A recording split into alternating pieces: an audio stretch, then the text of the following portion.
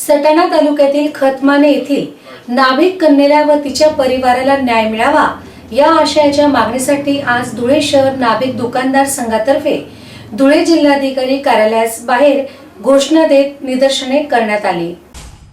सटाणा तालुक्यातील खतमाने येथील नाभिक समाजातील एका 10 वर्षीय मुलीवर गावातीलच 70 वर्षीय नराधमाने अमानुषपणे अत्याचार केला आहे।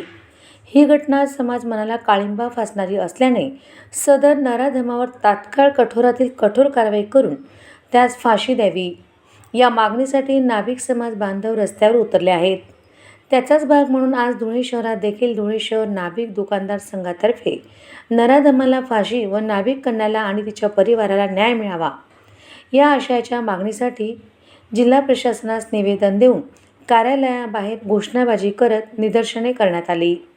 सदर प्रसंगी रामदास सोनवणे, शरद सैंदाणे, विशाल बोरसे, गिरीश महाले, भीमराव वारुळे, गणेश ठाकरे, शशिकांत सैंदाणे, नारायण महाले, अरुण सुरोशी आदी मोठ्या संख्येने उपस्थित होते। मुलीला न्याय मिळालाच पाहिजे। अत्याचार करणाऱ्या नराधमाचा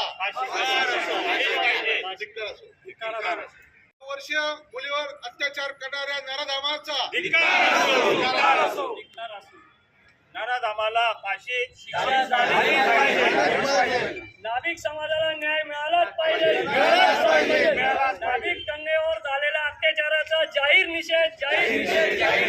आज आम्ही माननीय जिल्हाधिकारी यांना निवेदन देण्यासाठी आलेलो या ठिकाणी सकल नाभिक समाजाच्या वतीने सटाणा तालुक्यातील खतमाने या गावी आमच्या समाजाच्या एका कन्येवर 70 वर्षाच्या एका नराधमाने अमानुष अत्याचार केलेले। या नराधमाला कठोरातली कठोर शिक्षा व्हावी म्हणून आम्ही सकल नाभिक समाजाच्या वतीने आज माननीय जिल्हाधिकारी आणि माननीय SP साहेब यांना निवेदन देणार आहोत। तरी मित्रांनो, आज ज्या छत्रपती शिवरायांच्या राज्यात आपल्या आया बहिणी जर सुखरूप नसतील अशा राज्यातील प्रशासन आणि शासन यांनी या बाबतीत कडक निर्णय करायला पाहिजे अशा नराधमांच्या बाबतीत, आणि यांना एकतर फाशी नाहीतर समाजाच्या हवाली तरी करावं, म्हणजे अशा नराधमांना वेळीच ठेचलं जाईल। या दृष्टिकोनातून आज आमचा समाज एक मोठा राजकीय वारसा लाभलेला, या देशासाठी झटणारे राष्ट्रपुरुषांचा वारसा असलेला आमच्या समाजावर येणाऱ्या काळात असा अन्याय आम्ही खपून घेणार नाहीत।